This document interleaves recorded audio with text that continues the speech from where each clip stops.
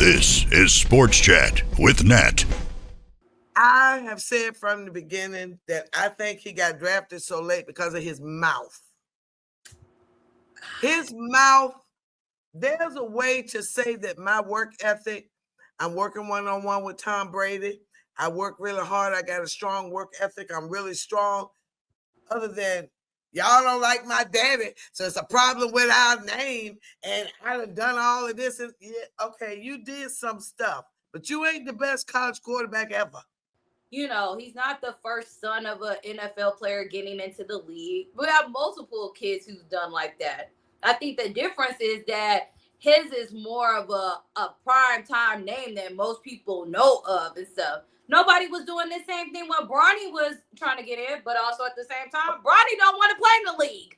The fact of the matter is that if they were trying to like say, oh, we don't want him because he's creating all this hoopla, I think the fact that you waited for him to get to the 5th round to say, oh, we're sending a message, you pretty much made him now more of a talking point of the NFL draft. 74% completion. It was the highest. He had 10 interceptions, 37 touchdowns. Okay. Some people had more. Some people had less interceptions. But if you ask me, do I want Billy Bob that got 100 touchdowns and a good attitude, or Jeffrey with 75 and a bad attitude, or arrogant to the point where the media following him around? He is bigger than my team.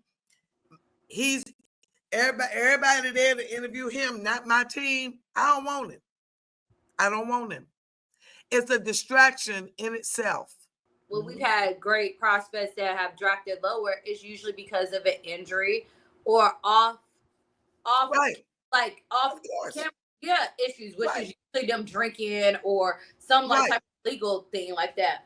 But his was not. It's more of a personality thing, which makes it a little bit harder because this is the first time ever, and I feel like probably in NFL history that this is like draft history that this has happened, where it's like they're targeting with the personality issue in a sense. But the thing about it is, look at all of our we have other arrogant players who are like that. But I guess the difference is they're not, quote unquote, they wasn't famous before.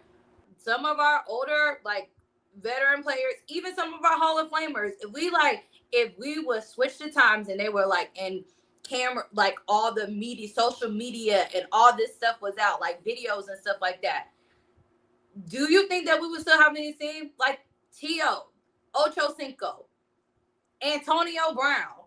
We only used to hear about it, like, of what they did and stuff like that. But if they were in 2025, when this is a whole big thing, if everybody has their phone out, they, hey, you know I'm out here in it name, like, what they be doing? Would we be still having this thing? Because that would be a whole issue with the owners too. I mean, I do agree with him saying like, hey, I don't want to see you on social media talking about what you're doing. Like, just do it. Just go work out. Don't show us everything.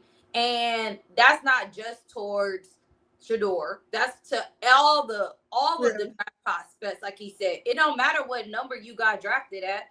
Shedeur didn't do pro day. He didn't do the combine. He didn't do none of that. So to a lot of people, that looked arrogant. That looked privileged. And then we using the word. He was privileged. I'm not going. I'm not doing it.